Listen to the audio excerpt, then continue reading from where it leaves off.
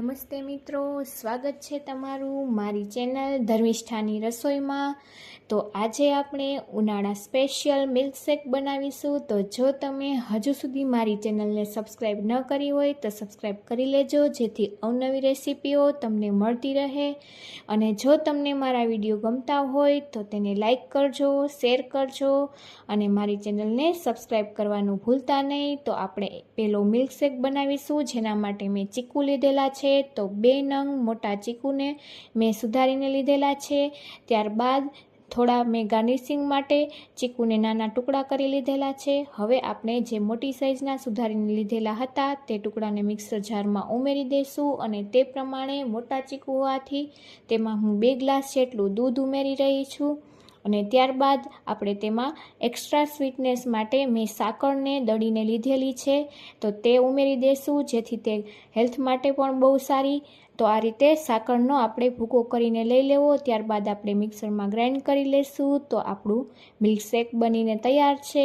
તો આપણે તેને એક ગ્લાસમાં લઈ લેશું। તો તમે પણ આ રીતે ઝટપટ બની જતું મિલ્કશેક જરૂરથી ટ્રાય કરજો, જે અત્યારે ઉનાળામાં ખૂબ જ ઠંડક આપે છે। તો આપણે તેને ઉપર થોડા નાના ટુકડા કરેલા હતા તે ઉમેરી અને ગાર્નિશ કરી લેશું। તો તમે આ રીતે જરૂરથી મિલ્કશેક ટ્રાય કરજો। તો બહારના મિલ્કશેકનો આપણે ઉપયોગ ન કરવો, આ રીતે ઘરે જ બનાવવું નેચરલ વસ્તુથી।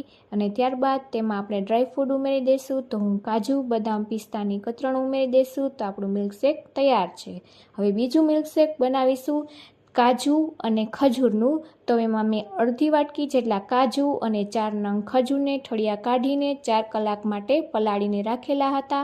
તો આપણે કાજુમાંથી પાણી કાઢી લેશું અને ખજૂરને આપણે પાણી સાથે જ આ રીતે મિક્સર જારમાં ઉમેરી દઈશું। ત્યારબાદ આપણા કાજુના ટુકડાને ઉમેરી દઈશું। જો તમારે આખા ટુકડા હોય તો 15 નંગ કાજુ લેવા। ત્યારબાદ તેમાં આપણે સાકરનો પાવડર છે તે ઉમેરી દઈશું। અને ખજૂરમાં પણ સ્વીટનેસ હોય જ છે, જેથી ઓછું ઉમેરવું। ત્યારબાદ 1 ગ્લાસ જેટલું દૂધ ઉમેરી દઈશું અને તેને આપણે મિક્સરમાં ગ્રાઇન્ડ કરી લેશું। તો આપણું આ મિલ્કશેક પણ બનીને તૈયાર છે, જે આપણા હાડકાને મજબૂત કરે છે અને આપણને રોગપ્રતિકારક શક્તિ આપે છે। તો આ મિલ્કશેક પણ તમે ઘરે બનાવીને જરૂરથી ટ્રાય કરજો। તો આપણે તેમાં કોઈ પણ જાતનો આર્ટિફિશિયલ કલર કે પ્રિઝર્વેટિવ ઉમેરી રહ્યા નથી, તો તે હેલ્થ માટે પણ ખૂબ સારું છે। ત્યારબાદ તેને પણ આપણે કાજુ, બદામ, પિસ્તાની કતરણથી ગાર્નિશ કરી લઈશું। તો ત્રીજો મિલ્કશેક બનાવીશું આપણે આ રીતે અંજીરનો। તો મેં અંજીરને પણ 5 નંગ લીધેલી છે, જેને મેં પલાળીને રાખેલી હતી 4 કલાક માટે। અને આપણે અડધું કેળું સુધારીને લીધેલું છે અને 2 એલચી લીધેલી છે।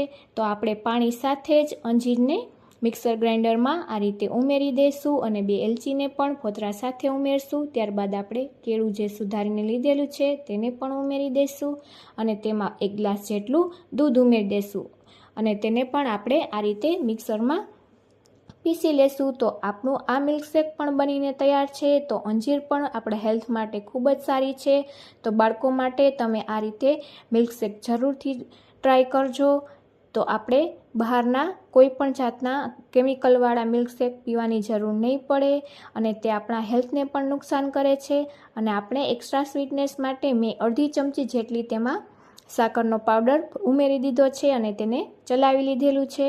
હવે આપણે તેના પર કાજુ, બદામ અને પિસ્તાની કતરણ ઉમેરી દઈશું અને ત્યારબાદ તેને આ રીતે અંજીરથી ગાર્નિશ કરી લેશું। તો આપણું હવે ચોથું ડ્રિંક, જેમાં આપણે બનાવીશું કેળાનો મિલ્કશેક। તો તેમાં મેં 1 કેળું મોટી સાઈઝના ટુકડા કરેલું છે અને અડધું કેળું ગાર્નિશિંગ માટે સુધારેલું છે। તો આપણે કેળાને પણ મિક્સર જારમાં એડ કરી દઈશું। ત્યારબાદ તેમાં પણ આપણે 1 ગ્લાસ જેટલું દૂધ ઉમેરી દઈશું। દૂધ ઉમેર્યા બાદ તેમાં પણ આપણે એક્સ્ટ્રા સ્વીટનેસ માટે સાકરનો પાવડર ઉમેરી દઈશું। કેળામાં પણ સ્વીટનેસ હોય જ છે, જેથી બધું ઓછું જ ઉમેરવું। ત્યારબાદ આપણે તેને ગ્રાઇન્ડ કરી લેશું। તો તે પણ આપણું ઝટપટ બનીને મિલ્કશેક કેળાનું તૈયાર થઈ ગયું છે।